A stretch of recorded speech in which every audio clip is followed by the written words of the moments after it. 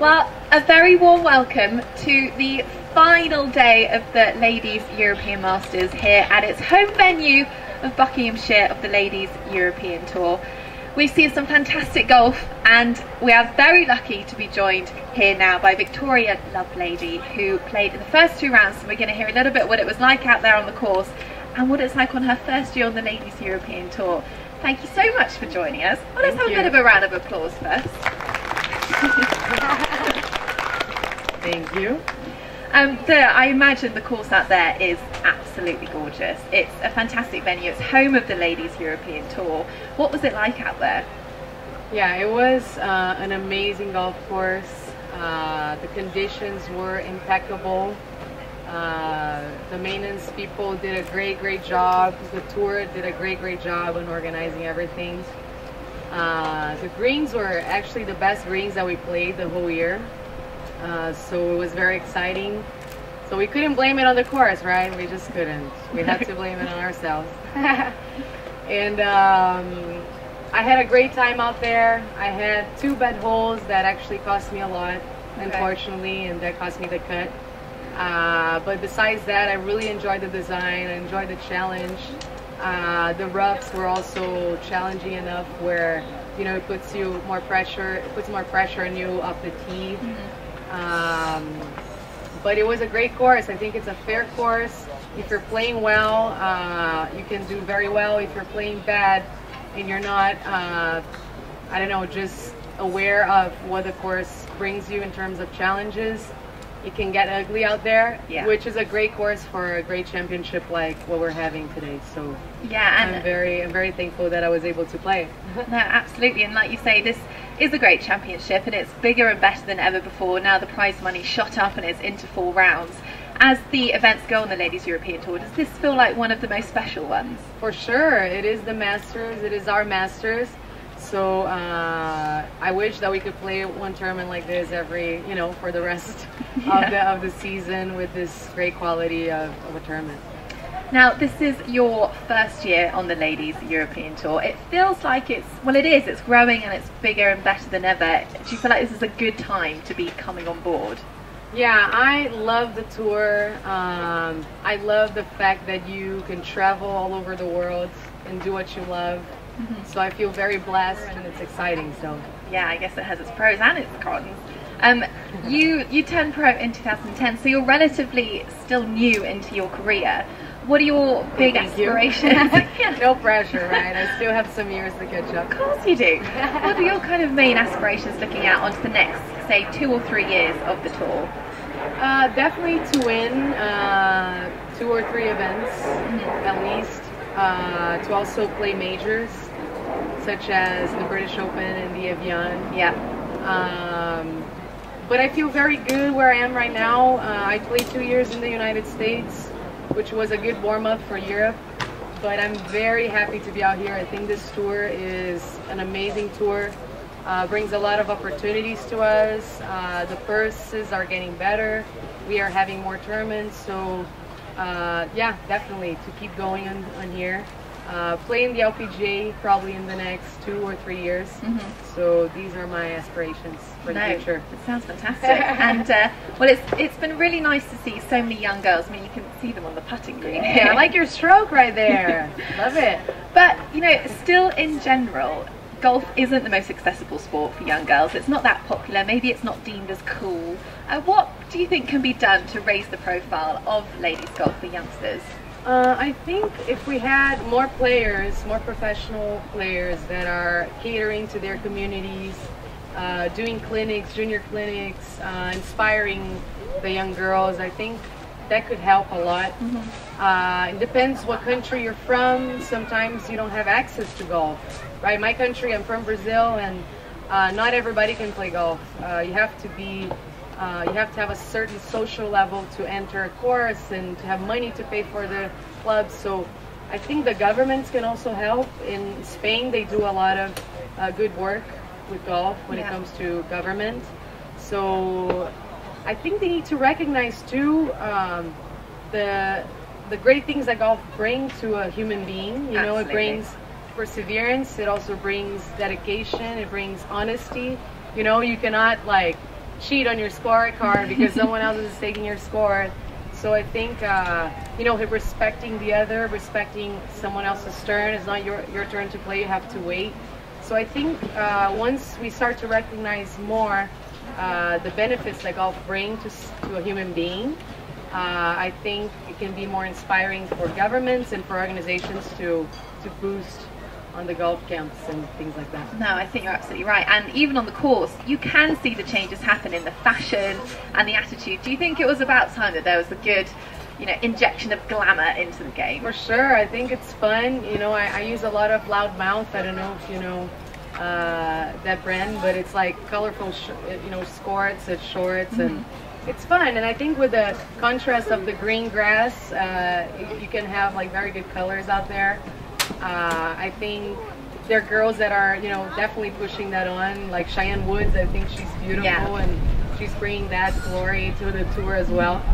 Michelle Wee just won in the LPGA, so she's very also in fashion, so you know that helps the tour as well. So I think it's definitely a good addition to the tour. Yeah, I totally agree. And just back to you quickly, what for you would be the epitome of success? What would you love to achieve more than anyone else, anything else, as a professional golfer?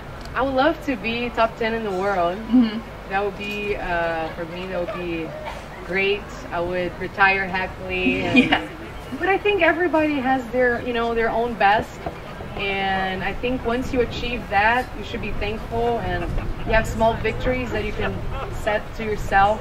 So sometimes I think we can get very caught up on the top, you know, and not recognize what you have done. So I think it's all about also seeing where you were last year and where you are this year, and where we were like in the beginning of the year and where you are right now. So it's very positive for you to think like that too, you know. Yeah, well, it sounds like you see little improvements as well. Heading in the right direction, that's for sure. Now, every golfer that I've spoken to this week, I've tried to get to know the lady behind the golf club. So I just have 3 questions here that are totally unrelated to golf, just to get to know you a bit. If you had never discovered golf, what do you think you would have turned out to be? I have 2 things. Can I say 2 things? Absolutely. Okay. I would be a singer, songwriter, play guitar. You have a very musical background, don't you? Yeah, I do. Or I would be a film producer. Okay. So it's more like towards the arts, you know. Yeah, but still no 9 till 5er. What? Still not a 9 till 5 behind the desk. Yeah, well, you know, but still. Okay, and second question, it's a classic, but works every time. If you were to go to a desert island, which one item would you take? And it can't be golf related. Oh my gosh. I'm gonna be very cheesy. I would take, oh gosh, that's so hard. Item, can it be a person? What was your cheesy item? I'll take my husband, can I? That'll do. He's an item. Yeah. Jake, I'll take you. As long as he's got enough to offer to keep you occupied, that's fine. Yeah, he has. And finally, if you were in the impossible circumstance we put on death row, what would your final meal be before the event happened? Oh my gosh. Okay. What gets the juices going more than anything else? Okay. An odd one. I would have Korean food. Oh no, that's not odd. I love Korean barbecue. And whenever I go, I just eat a lot. Like a lot. Well, I think that says it all. Thank you so much. Or do we have any questions? That's the other thing we were going to ask. Anybody have any questions? It's been a very quiet audience over the last 4 days. What about Come on, guys. Don't be shy. We can get some questions out. You have one, I can see you. What's your funniest golf story? She has one. Oh no, we've got one here. What's your funniest golf story? The funniest golf story. Oh my gosh, okay. One day I stepped on a ant. What do you call it? The ant, what do you call it? Ant nest. An ant nest, yeah. Or, yeah. And I started like just feeling something like, you know, like, oh my gosh, what's going on? And I see like thousands of ants. Ooh. I had to take my pants off and just run and like, you know, try That's to. gross. But that was the only thing that I could do, you know. That's funny. But I was like 10 years old, so it was okay. Yeah, it wasn't on a filmed televised. She has a question. What's your favourite golf course you've ever played? Yes. I would say it was the course in Turkey that we play in the beginning of the year. The national golf course in Turkey. Very challenging, but very good. What was so good about it? It was just so challenging and perfect in a sense of the design and old-fashioned and classic. I really liked it. Beautiful. Yes. Who would your ideal four be? Oh, okay, all right. I would say Justin Timberlake. He plays golf. He's good, I think. I would say Lorena Ochoa. Do you guys know who she is? All right. Just, you know, number one in the world. She was there for a long time. Rory. I really like Rory. So that's it. Rory, Justin Timberlake, Lorena Ochoa. And one at the front.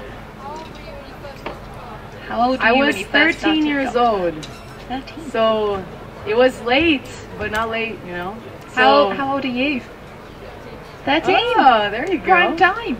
So you have your whole life ahead of you, and you can turn pro and be the best that you can be.